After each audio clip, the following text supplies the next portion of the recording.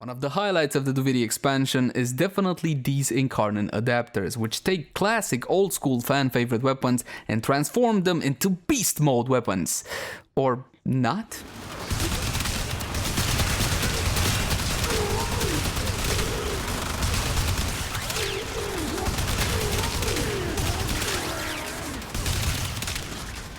Regardless, today we're gonna be checking out the Incarnon Boltor. I got two endgame setups for you simply because these Incarnon Adapters are not exactly new player friendly.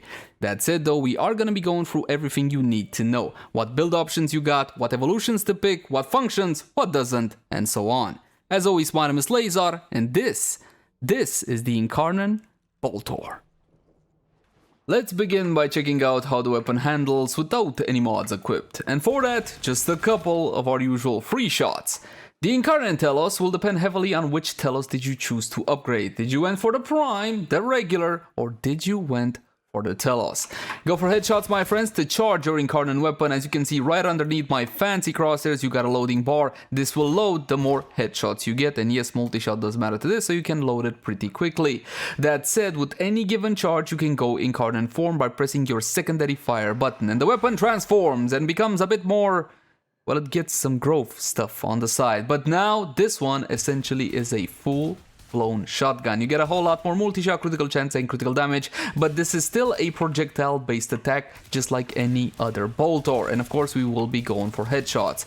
It doesn't have any additional effects per se, no fancy explosions, no ricochets, no dancing Bluetooth monkeys or anything of the sort. What it does have is a pretty significant charge. However, the maximum charge for this one is gonna be 160 projectiles or little boats which fire at high speed. Level 1 is a passive ability. Essentially, this one just enables the transformation. Your first option comes at evolution 2. You can pick between Hunter's Mantra and Crimson Overture.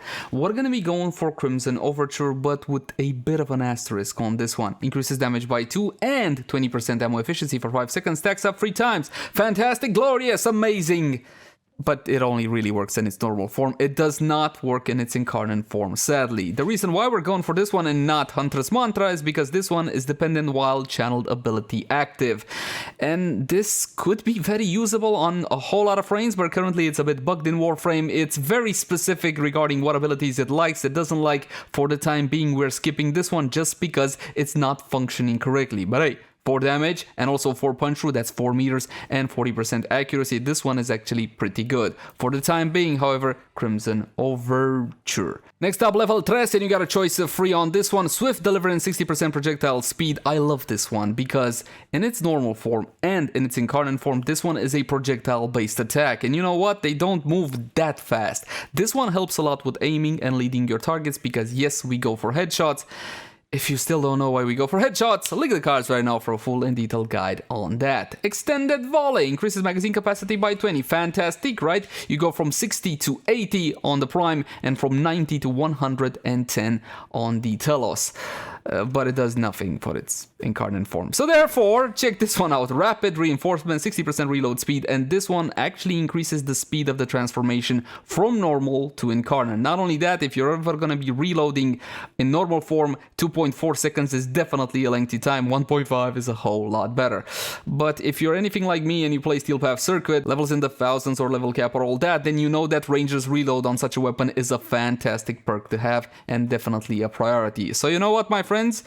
Go for whatever you feel more comfortable with. For the time being, reload speed seems to be a pretty good option. If not, go for Swift Deliverance. And finally, the best talent, right? Evolution 4.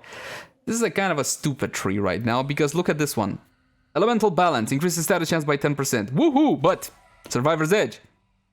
Status chance by 10% and critical chance by 10%. I have tested both of these. They do the exact same thing. They give you 10% base status chance, split it among the base multi-shot, which is free. So Survivor's Edge is the best one. What about the last one? Commodore's Fortune increases critical chance by 14. Yeah, but for 4% more critical chance to sacrifice 10% base status chance? This is the best in slot. Here's the thing about these Incarnon Adapters, they're not exactly new player friendly, but if you just got the Boltor Prime and you want to learn about it, how to mod and everything, link in the cards right now for a full and detailed guide on the Prime. For the veteran, you're looking at something like this, and I got two endgame setups for you fantastic people. First, we're gonna go for a flat damage approach because the Boltor Prime actually can pull it off. And then we're gonna go for the standard Hunter Munitions Vital Slash approach. We got Galvanized Chamber, we got Vital Sense, critical chance for critical delay, we got 290 mods with Infected Clip and Stormbringer forming corrosive damage, we got even flat damage with Serration, and even more flat damage with Primary Deadhead, 30% headshot multiplier as well. Yes, we are going for Deadhead since this is a brute strength approach. In the XL slot, you can put whatever feels more comfy. I went for Stabilizer because again, this makes for more streamlined gameplay. Galvanized Aptitude works a treat as for the Riven. I'm not gonna show you the Riven actually for the time being because let's be honest, some of you don't have Rivens for this one. So instead of it, we're gonna go for a Bane mod. But perhaps you don't enjoy Bane mods. In that case, you could go for Prime Shred or even another element. Considering Galvanized Aptitude and the fact that this is a strength approach, you can go for some heat. So therefore, you would have corrosive and heat on the weapon. Definitely a smart idea. When it comes to playing Steel Path Circuit, some of the enemies there, the fodder enemies, the weak enemies that you're gonna be killing anyway are corrupted, but the tougher enemies are actually frags. And there's also some decks in there as well. So going for a Bane mod for Steel Path Circuit, not exactly the best of approaches. We're gonna be spawning in Corrupted Heavy Goons level 165, so the Bane mod actually has an effect. We're gonna go for headshots, and first I'm gonna show you the weapon in its normal form, yes? Like right now, normal form, everything works fine. And look at that, I'm still absolutely annihilating these targets without any issue whatsoever. Can I do better? A lot better if I go Incarnon form.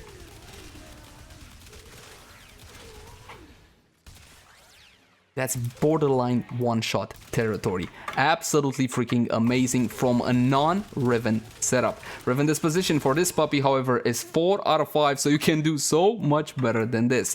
How would a fantastic Riven look for this one? Multi-shot, my friends, and critical damage would be fantastic because basically your critical chance is guaranteed in the secondary fire mode or the incarnate fire mode with critical delay alone if you went for this build.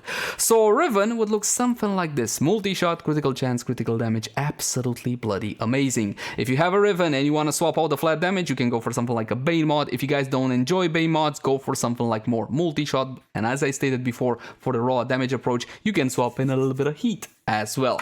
Now let's see what's the difference. Bane mod and no Bane mod. And this time I'm also going to be adding some corrupted heavy goons. Okay, 10 of these puppies ought to do it. And we're also going to add Exogogstad.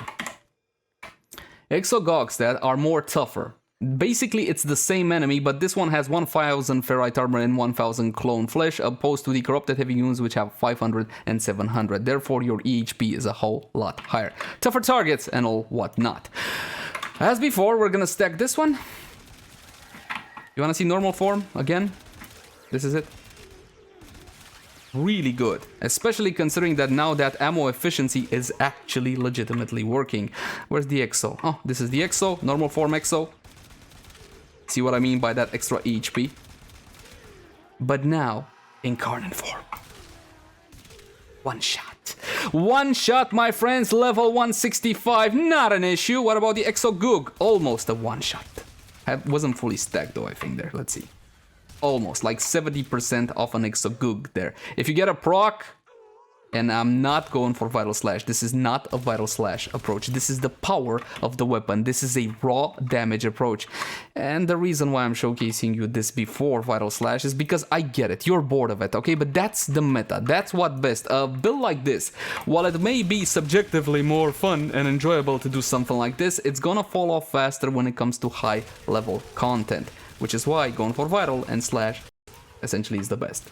Because it scales a whole lot better. Yay! Vital Slash and all whatnot. Vital setup looks like this with Hunter Munitions and the 260-60 Vital mods. Now what you can do is use a secondary to prime your targets with Vital, all the Panzerwolfpfeiler, in which case more damage on the build, absolutely. Make room for your Bane mod, perhaps more flat damage with Serration, perhaps more multi-shot with Vigilante armaments. That is totally fine, but when it comes to Steel Path Circuit, you don't really get to choose exactly which secondary weapons you're going to be getting, and you don't get access to a companion either, so the smarter choice is to go like so, and instead of Deadhead, the usual primary Merciless.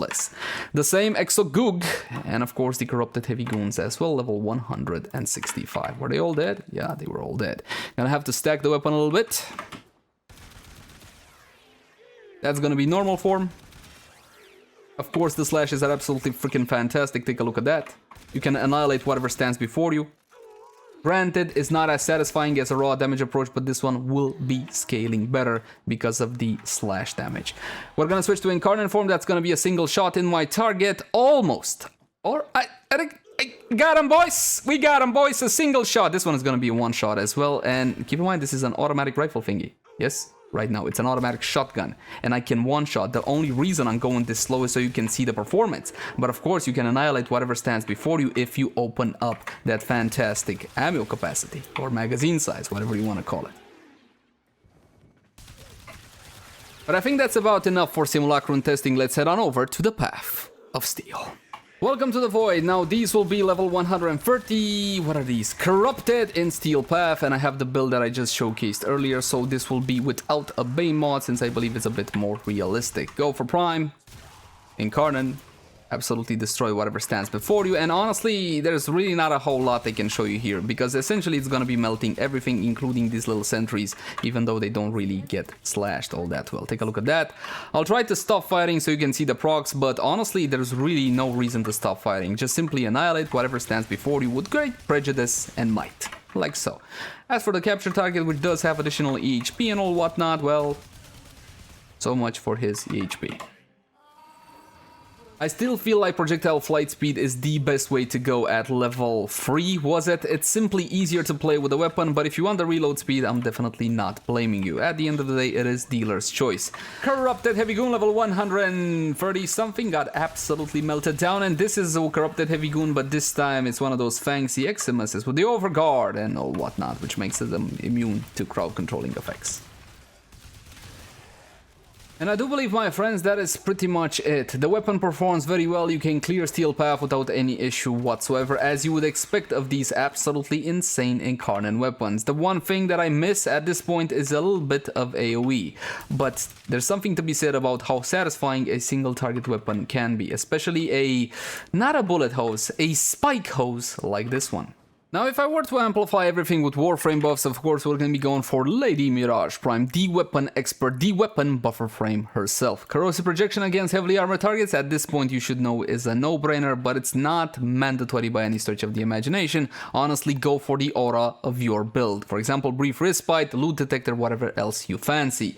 When it comes to arcanes, Avenger R5 works well on this one, as it works well on mostly everything. 21% chance for that massive 45% critical chance for 12 seconds, bonus additive after. It's not mandatory by any stretch of the imagination, because essentially you are going to be getting guaranteed crits out of this one with just critical deceleration alone. Let's take a look at something like this.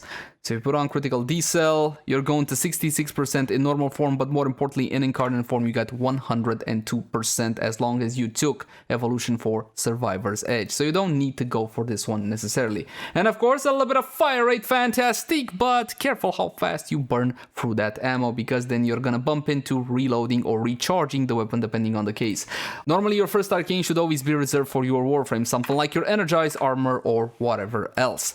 For a companion buff, you can either go for the Sentinel or the Panzer Vulpa Phyla. If you go for the Vulpa, you have the option to not mod vital on your weapon. I would still do that, especially considering Steel Path Circuit. It's important for the weapon to do the job itself without any additional crutches. We're gonna respawn the targets as before, unpause them so they can hit me, and I can get my glorious, absolutely glorious buffs. And power for Mirage and her free ability for an absolutely sky-high 840% Eclipse, which is a whole lot more than 840% damage.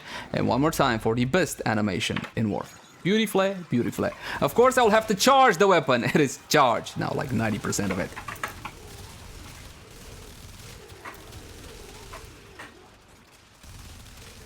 Carnage, destruction, mayhem. Oh my god.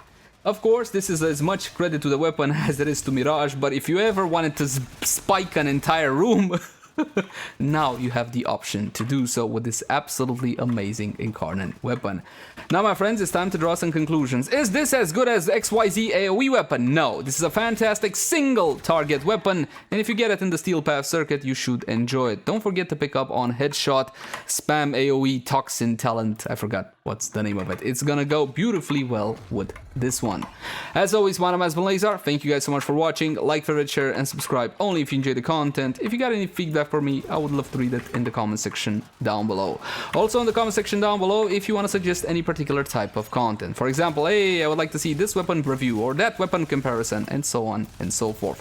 You can also catch me live on Twitch, Facebook, Twitter, all the usual places. And if you love the content and you want to help me keep making it, consider supporting us via Patreon. There's gonna be a link in the upper right portion of the screen right about now. But until next time, my friends, bye-bye.